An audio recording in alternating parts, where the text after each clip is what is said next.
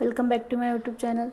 मी भारती तुम्हा सर्वांचं स्वागत करते पुन्हा एकदा आपल्या भारती नर्सिंग क्लासमध्ये।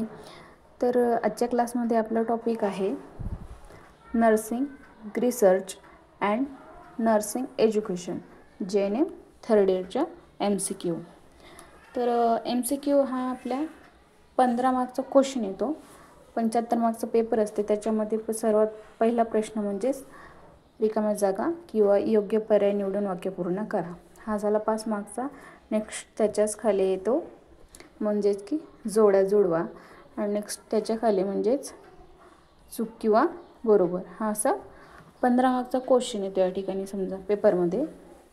तर आज आपण पहिला क्वेश्चन आपला रिकाम्या जागा ते आपण घेऊ आज 20 मार्कच्या, म्हणजे 9 डेफिनेशन आहे तिथं ते आपण घेणार आहोत। तर सर्वप्रथम चॅनलवरती जर नवीन असाल तर आपल्या चॅनलला लगेच सबस्क्राईब करून घ्या, जेणेकरून तुम्हाला नेक्स्ट व्हिडिओची नोटिफिकेशन ही सर्वात आधी मिळावी।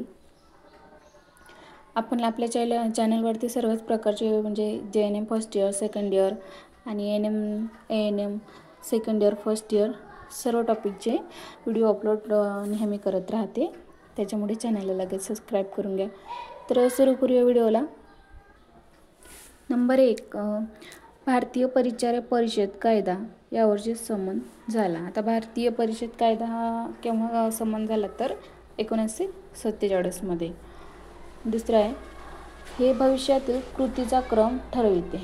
आता भविष्यातील कृतीचा क्रम कोणते कोणते पॉईंट ठरवतात तर समन्वय, संचालन, निर्देशक, नियोजन व हे तिन्ही आहेत जे वरील सर्व हे भविष्यातील कृतीचा क्रम ठरवतात। थर्ड, परिचारिका नोंदणी प्रत्येक रिकाम्या जागा वर्षांनी नूतनीकरण करणे।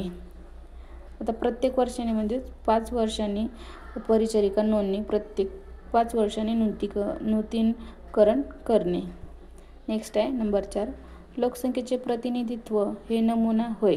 आता लोकसंख्येचे प्रतिनिधित्व रिकामी जागा हे होय म्हणजेच ऑप्शन आहे याच्यामध्ये उत्तर नमुना। 5 नंबर, मानवी मूळ गरजा। आता मानवाच्या मुख्य गरजा कोणत्या हे आहेत आध्यात्मिक, खालीलपैकी आध्यात्मिक व सामाजिक, सांस्कृतिक, शारीरिक, मानसिक व वरील सर्व। तर माणसाच्या गरजा काय आहेत तर आध्यात्मिक, सामाजिक, सांस्कृतिक हे झाली पहिली गरज। दुसरी म्हणजे शारीरिक आणि मानसिक व वरील सर्व अशा प्रकारच्या माणसाच्या गरजा आहेत। नंबर 6, गृहीत कृत्य म्हणजेच काय। आता गृहीत कृत्य म्हणजेच काय तर उत्तर आहे संशोधनाचे अपेक्षित उत्तर म्हणजे गृहीतक कृत्य होय। नंबर 7, संशोधनामध्ये व शिक्षणात ही रिकामी जागा मधील क्रिया आहे। आता संशोधनामध्ये शिकवण्याची क्रिया कोणती आहे तर स्टडी सब्जेक्ट ही एक मधील क्रिया विद्यार्थ्याच्या मध्ये आणि शिक्षणामध्ये याच्यामध्ये काय स्टडी सब्जेक्ट ही महत्त्वाची क्रिया आहे। नंबर 8, शिकवणे व शिकणे ही रिकामी जागा मधील क्रिया आहे आणि शिकणे व शिकणे ही शिक्षक, विद्यार्थी व वातावरण यामधील एक क्रिया आहे।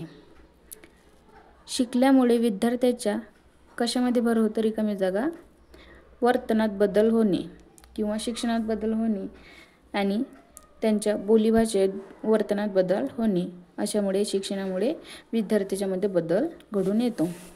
तर अशा प्रकारचे हे आपल्या MCQ 9।